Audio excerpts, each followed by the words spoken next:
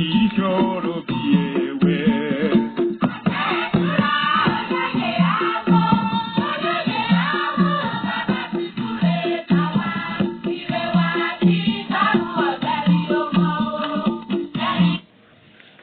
Ẹ káàárọ̀, ẹ káàsán, ẹ kú ìyálẹ̀ta. Baálé eléyìí mo kí yín, ìyálé eléyìí mo kí yín. Gbogbo etí tí ń gbọ́ mi bùwọ́ omi láàmú agbọ́nù léyà ànígbọ́ bùwọ́ àgbo. Àárẹ̀ ara ò ní dá wa lágara. Ọlọ́run ọba ò ní fi sí ara wa dì wá tọmọtọmọ. Ẹ wá nǹkan fìdílé tàbí kẹ fìdílé nǹkan kájọ kọ́gbọ́n tó wà lórí ìwé Akintola. Ìwé Akintola. Ewé ìwúlò fún àìmọye nǹkan. Ọlọ́run ọba rẹ̀ àìmọye àǹfààní ló pamọ́ sára ewé yìí. Ẹ wò mí bí ti ń wo àárẹ̀ ara bẹ́ẹ̀ ni ń dènà àwọn ẹ̀mí òkùnkùn. Orúkọ mi ni Lukumọ̀nà ọmọ Àyẹ́dàrẹ̀ bàbá ọgbọ́n ọmọ ọ̀dọ̀ àgbà. Ewé yìí tí èèyàn bá jẹ́ni tó jẹ́ pé ayé máa kọ ìlà fún lójú oorun báyọ̀ ẹgbọ́n mo wí ẹ àmọ́ ìlà tí wọ́n kọ táyé máa sàmì sí yàn lára wọ́n á máa sàmì gbẹ́rẹ́ lójú oorun tí ó sì di wàhálà sínú ayé èèyàn. Ọkàn jí ni wọ́n máa bá ipa bíléèdì bí èékánná wọ́n máa bá a lára rẹ̀. Àwọn ẹni ibi fi àmì burúkú sí yàn lára. Ewé yìí ẹ̀yin ìyá mi ẹ̀yin bàbá mi ẹ gbó fáwọn àbúrò mi ẹ ṣe ọṣẹ rẹ̀ fún wọn wọ́n máa wẹ̀. Gbogbo ẹni tó bá lo iṣẹ́ yìí ó déèwọ̀ fún wọn. Ẹ lọ já ewé yìí lásán pẹ̀lú ewé má fọwọ́ kan ọmọ mi pẹ̀lú ewé kílẹ̀ ẹ fi mi ṣe ẹ fi po ọ̀bọ̀ díẹ̀ sí ọyẹ ẹ̀gún lọ́sẹ̀ tó bá wù yín ẹ máa wẹ̀ ẹ gbọ́n mo wí o. Ewé yìí ewé kílẹ̀ ẹ fi mi ṣe ewé má fọwọ́ kan ọmọ mi èpo ọ̀bọ̀ bẹ́ńgá ẹ gbọ́n mo wí ẹ̀gún pọ̀ ẹ fi kéyìí ọṣẹ tó bá wù yín ẹ fi kó kí wọ́n máa wẹ̀.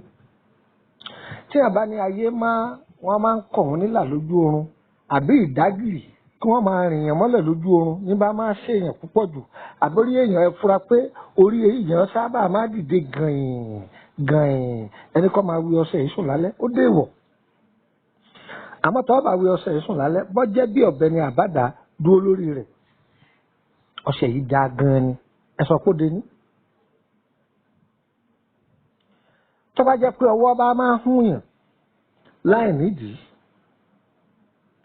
ewé yìí lásán ẹ lè já nínú igbó àájá táni wọ́n máa bomi sí tí wọ́n máa fi gbu ọwọ́ àgbà àná kò ní wọ inú ọwọ́ èèyàn ewé tó ń wò yìí Akintola yìí. Tí a bá fi ẹsẹ̀ kọ́ gbàù àbí nǹkan rọra ìyàyàn ní awọ ara ẹ̀jẹ̀ wá ń jáde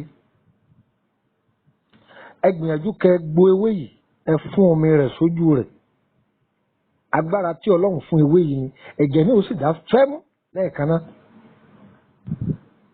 Ẹ̀gbọ́n táwọn fún yín tí a bá ṣẹ̀ṣẹ̀ bí ọmọ tẹ́jẹ̀ ò dúró lára rẹ̀ ẹja ewé yìí ẹjọ́ pọ̀ ẹgún ẹ̀gbọ́n táwọn wí àní ẹgún ẹjọ́ pọ̀ ẹ wá fún omi rẹ̀ ẹ fún omi rẹ̀ ẹni tó ṣẹ̀ṣẹ̀ bímọ yẹ ẹni kó mú ẹ̀jẹ̀ ní ó sì dá fẹ́mú lọ́ọ̀kan ṣé ń tẹ̀lé mi. Orúkọ mi Lukumọ̀nà ọmọ Àyẹ́dàrẹ̀ bàbá ọgbọ́n ọmọ ọ̀dọ̀ àgbà.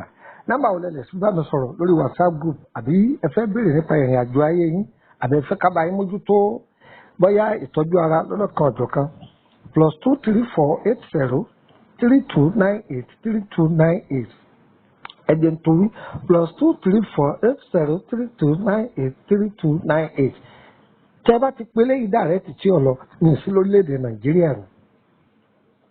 Ẹ jẹun fún yín ní ọ̀kan sí nọ́mbà méjì ni mò ń yọ̀ǹda nísìn ẹ jẹun fún yín ní torílẹ̀-èdè Bẹ̀nẹ̀ kan sí +229 5465 1928 +229 5465 1928 ẹ̀mú ọ̀dọ̀ ẹ̀ ṣèfù ẹ̀. ṣe rí ewé yìí àrùn kan bẹ àwọn bàbá wa ń pè ní ọgbẹ́ inú. Kí là ń pè ní ojú ọgbẹ́? Òun ni egbò tó wà nínú tí ń jẹ́ kí wọ́n máa kan ni inú wọn máa bu ní so ojú ọgbẹ́ nù tó wà nínú. Bó là á ṣe wá fi wò sàn? Òun ni àwọn eléèbó ń pè ní ọ́sà. Wọ́n ń pè ní ọ́sà. Ṣe rí ẹwà ewé yìí ẹjọ́ pọ̀ ẹja kẹgun. Tẹ́ bá ti gun omi tó bá jáde lára rẹ̀, omi yẹn gan lẹ nídìí. Ọyẹ́ mú omi yẹn ẹ fi oyin sí. Kẹ wá mú ẹ mú láàárọ̀. Ẹ tún ṣe é kalẹ̀. Tó bá dọwọ́ alẹ́ kẹ mú yòókù kẹ tún mú bẹ́ẹ̀. Ní agbára Ọlọ́run bẹ́ẹ̀ bẹ́ẹ̀ lò láàárín ọ̀sẹ̀ kan àbọ̀ ẹ dúpẹ́ fọlọ́run. Ìwọ tó bá jẹ́ pé kíní yìí ti wọ́pọ̀ jù ní ara rẹ, kàn máa já ewé yìí lásán kọ́ máa sè é. Ẹ máa sè é kẹ̀kàn máa mú. Ìwọ̀n tí tó ń wò nínú ara kò kéré. Tó á jẹ ń já ọṣẹ o, tó bá mú ewé yìí tó sè é lágbo tó fi ń wẹ yìí kéyìí ọṣẹ, àtúndè ni. Yìí tètè máa túndè, yìí máa jẹ́ kí ẹnu bá pọ̀ lára rẹ̀, táyé bá ń pariwo rẹ̀, bẹ́ẹ̀ wọ́n ń sọ̀rọ̀ rẹ̀ láì dáa. Yìí jẹ́ kí àṣírí ọ̀tá ó máa tú Akintola. Àìmọye ọ̀nà làwọn bàbá wa fi dára. Ẹ̀yin àgbẹ̀ bó là á ṣe lò? Ẹ̀yin àgbẹ̀ àní bó là á ṣe lò Akintola? Ẹ lọ já ewé yìí kẹ lọ wọ èso pánọ̀rọ̀. Ẹ jó pẹ̀lú odidi atare àti ìṣúrú pupa àti ìṣúrú funfun. Ẹ ti jó. Ẹ wàá fi àwọ̀ ẹkùn sí. Tẹ́ bá ti jó tán, ṣẹ́rí tẹ́ bá fẹ́ gbin iṣu. Ẹ da ebù yìí, ẹ dà á sínú omi, kẹ́ fi wọ́n iṣu tẹ́ ti gé kéékèèké tẹ́ fẹ́ rì mọ́ ebi obì. Kẹ́ fi wọ́n, kẹ́ wá gbin iṣu yìí lọ. Ní agbára Ọlọ́run, iṣu yìí yóò ta dáadáa. Gbogbo ohun tẹ́ bá sì fowó rẹ̀ sí yóò lẹ̀ mọ́ yín lọ́wọ́. Ọ̀tọ̀ ní kádàkú kókó ọ̀pọ̀ kéèyàn má rèrè rẹ̀ jẹ́ o. Ọ̀tọ̀ ní kó sì má ju bẹ́ńgá lọ kéèyàn ò fi kọ́lé kó fi ra mọ́tò kó fi gbé wọn dáadáa sí. Ẹ ń bèrè pé sẹ́lẹ̀ fi gbin àgbàdo Olódùmarè o, fi gbin àgbàdo, fi gbin tòmẹ́tò, fi gbin ẹ̀pà. Ẹ ń bèrè pé sáà fi gbin obì àbí kòkó. Dáwò tí iṣu bá ta tẹ́ gan tàbí oko ata, àtúnṣe bẹ́ẹ̀ tá a fi wọ́n gbogbo inú oko ká ẹsẹ̀kẹsẹ̀ ò ní wọbẹ̀. Àwọn ẹ̀mí kẹ́mi wọn ò ní wọbẹ̀ á dára fún gbogbo wa o. Orúkọ mi lẹ́ẹ̀kan sí ni Lukman ọmọ Ayédáre, bàbá ọgbọ́n ọmọ ọ̀dọ̀ àgbà. Eléyìí jẹ́ part 1 lórí ọ̀rọ̀ Akintola. A máa tẹ̀síwájú, ẹ máa bá wa ká lọ. Gbogbo ìwọ tí mẹ́sẹ̀jì yìí bá dọ́dọ̀ rẹ, ẹ máa pín. Á dára fún wa o. Gbogbo ẹ̀yin tẹ́ wà ní Abidjan, ẹ pàdé mi ní Côte d'Ivoire. Sóde fi àbọ̀bọ̀ mbẹ̀lẹ́ ti pàdé mi. Nọ́mbà Abidjan mi, òun ní lórí ètò yìí, ọyẹ́ máa pè é. Ṣùgbọ́n ẹjọ́ dẹ̀sẹ̀ tó ń bọ̀ kẹ́ tó máa pè é. Ẹ pàdé mi ní Abidjan, á dára fún wa. Yẹ́yẹ́ wa kò ní yẹ ẹ lẹ̀. Ìyìn nílò ju bí ọ̀sẹ̀ méjì lọ o. Ẹ wá pàdé mi bẹ́ẹ̀. Yẹ́yẹ́ wa kò ní yẹ ẹ lẹ̀, á dára fún wa. Ire o, ire kàbètì nílé wa o.